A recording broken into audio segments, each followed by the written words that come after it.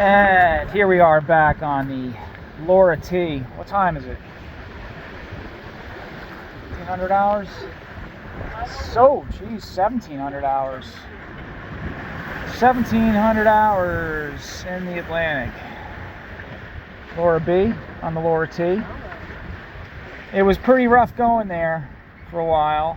Kind of on a broad reach, and the beam C was awful.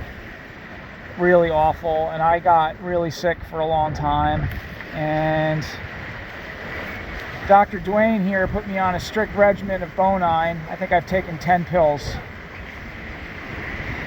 so maybe I'm over the Bonine hump. We'll see.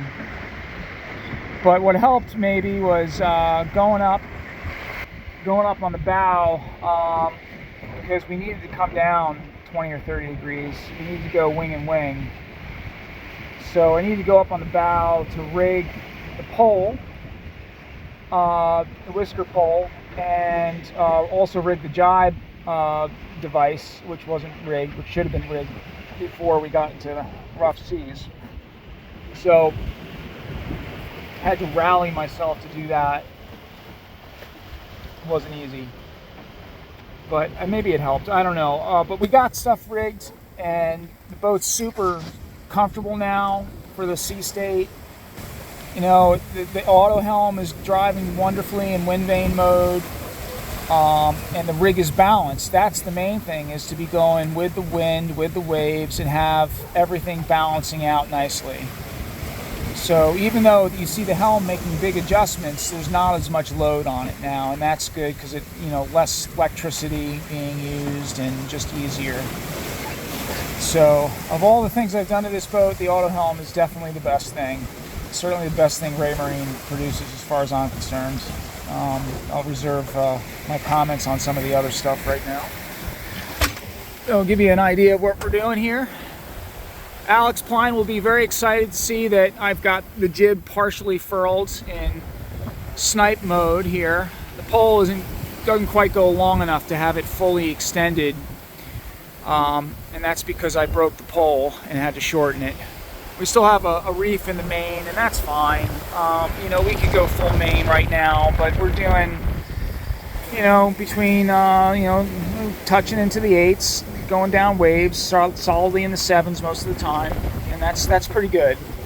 And the main thing is we're right on course right now for Cape May. So feeling pretty good about where we're at right now in terms of the sail setup.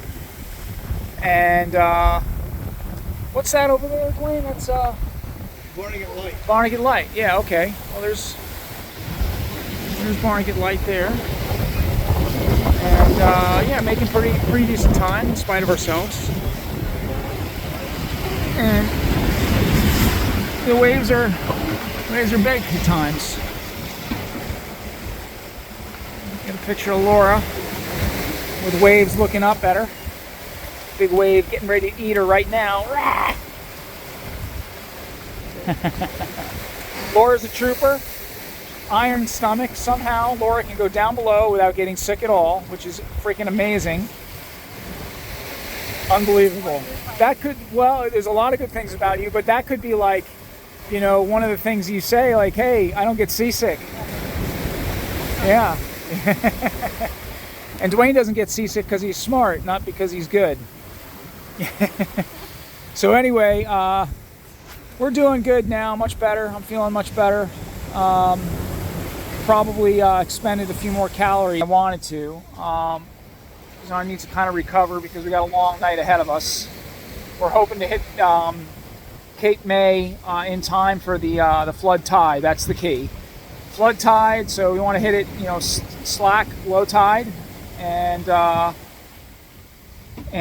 get swept up the channel, the Delaware Bay, because it really rips through there. We know that from last year, don't we, when it was going against us. So that's the report. Hope you enjoyed it.